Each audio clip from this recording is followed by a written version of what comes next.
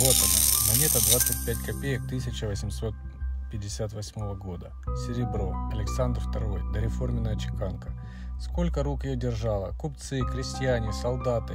И все же рельеф сохранился так, будто время остановилось. Это не просто четверть рубля, это кусочек истории в ладони. 1858 год, когда империя менялась, и эта монета была свидетелем тех перемен.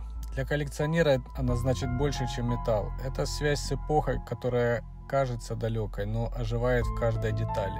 И снова вопрос: если она сохранила ценность за 1,5 века, какой будет ее цена через еще 100 лет? Вот она, монета 25 копеек 1858.